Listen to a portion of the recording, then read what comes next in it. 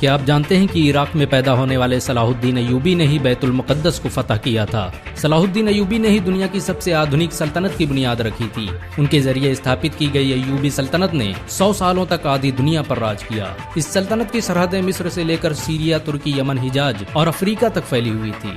Salahuddin Ayyubi दुनिया का पहला हुक्मरान था जिसने सबसे ज्यादा अस्पतालों और स्कूलों का निर्माण करवाया। उनके जरिए बनाए गए अस्पतालों में दुनिया के सबसे बेहतरीन डॉक्टर काम करते थे। आपको ये जानकर शायद हैरानी हो कि दुनिया का पहला शिक्षा बजट सलाहुद्दीन अय्यूबी ने ही पेश किया था। उन्होंने छात्रों के रहने के लिए हॉस्टल और कैंटीन बनाने की जिस परंपरा की शुरुआत की, उसे आज पूरी दुनिया में इस्तेमाल किया जाता है। सलाहुद्दीन अय्यूबी ने कभी जनता का पैसा खुद पर खर्च नहीं किया, यहाँ तक कि उन्होंने अपनी जिंदगी में कभी रेशमी कपड़े नहीं पहने। इतनी बड़ी सल्तनत का मालिक होने के बावजूद सुल्तान सलाहुद्दीन अय्यूबी ने अपनी पूरी जिंदगी एक टेंट में गुजार दी। सुल्तान सलाहुद्दीन अय्यूबी को इतिहास का सबसे न्यायप्रिय बादशाह कहा जाता है। उनके दरबार में हर इंसान को आने की इजाजत थी। सलाहुद्दीन अय्यूबी ने सप्ताह में 2 बार जनता दरबार लगाने की जिस परंपरा की शुरुआत की, उसे आज बहुत से देशों में इस्तेमाल किया जाता है। सलाहुद्दीन अय्यूबी की इंसाफ पसंदी का ये आलम था कि यहूदी और ईसाई भी अपने फैसलों के लिए उनके दरबार आते थे।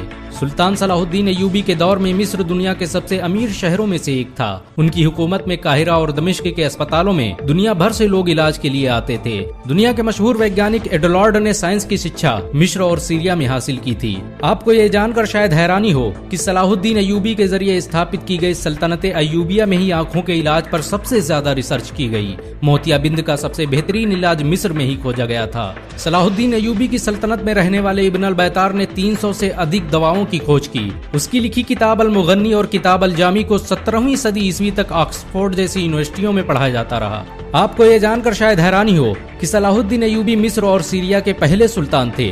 उन्हें इस्लाम का अघोषित खलीफा भी कहा जाता था। बहुत कम लोग जानते हैं कि सलाहुद्दीन अय्यूबी ने ही बैतुल मुक़द्दस को फतह किया था। उन्होंने ही 1187 ईस्वी में सलीबियों को शिकस्त देकर मस्जिद अक्सा को आजाद करवाया था। सलाहुद्दीन अय्यूबी ने मस्जिद अक्सा को फतह करने के लिए 16 जंगें लड़ी। वो हर जंग में एक मेहराब अपने साथ रखते थे ताकि जब बैतुल मुक़द्दस फतह हो तो उस मेहराब को अपने हाथों से मस्जिद अक्सा में लगा सकें। 1187 ईस्वी में जब उन्होंने बैतुल मुक़द्दस को फतह किया तो ये मेहराब उन्हीं के हाथों मस्जिद अक्सा में नस्ब किया गया। दुनिया भर के खजानों के मालिक और आधी दुनिया पर हुकूमत करने वाले सुल्तान सलाहुद्दीन अय्यूबी के पास इतना भी पैसा नहीं था कि वो ज़कात अदा कर सकें। वो अपनी सारी दौलत गरीबों और मिस्कीनों पर खर्च कर देते थे। यही वजह है कि सलाहुद्दीन अय्यूबी कभी हज नहीं कर सके, क्योंकि इस्लाम में अपने खुद के पैसों से ही हज किया जा सकता है। सलाहुद्दीन अय्यूबी ने दुनिया की सबसे खतरनाक जंगें लड़ी। उन्होंने दुनिया की सबसे बड़ी सलीबी फौज को शिकस्त दी। इस फौज की ताकत का अंदाजा इसी बात से लगाया जा सकता है कि इसमें दुनिया भर के 6 लाख ईसाई शामिल हुए थे। यहाँ तक कि यहूदियों का एक बड़ा गिरोह भी सलीबियों की मदद कर रहा था। सलाहुद्दीन अय्यूबी शुरुआती दिनों में नूरुद्दीन जंगी के फौजी कमांडर थे, लेकिन 1164 ईस्वी में जब उन्होंने मिस्र को फतह किया तो नूरुद्दीन जंगी ने उन्हें मिस्र का शासक बना दिया और फिर सलाहुद्दीन अय्यूबी की सल्तनत का दायरा फैलता ही चला गया। यहाँ तक कि सऊदी अरब से लेकर इराक, शाम, सूडान, तुर्की और अफ्रीका तक का पूरा इलाका सलाहुद्दीन अय्यूबी के कब्जे में आ गया।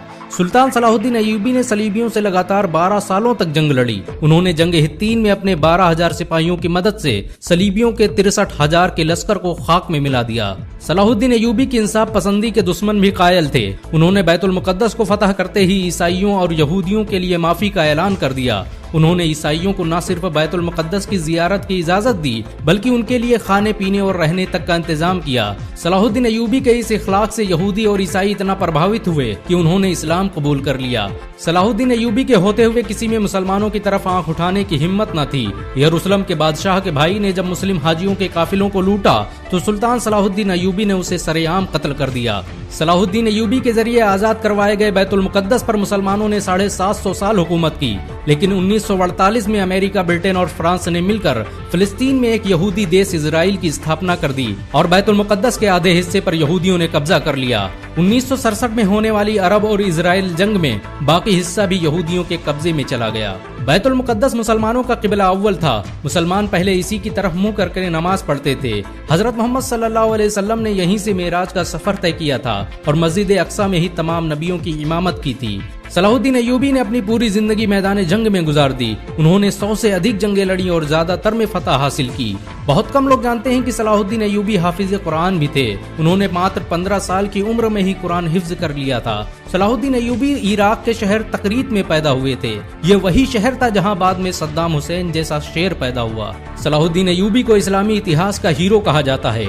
मुसलमान सलाहुद्दीन अय्यूबी को आज भी इज्जत की नजरों से देखते हैं। अगर एक मुसलमान होने के नाते आपको गर्व महसूस हुआ हो तो इस वीडियो को लाइक और शेयर जरूर करें। ऐसी और वीडियो को देखने के लिए हमारे चैनल को सब्सक्राइब करें।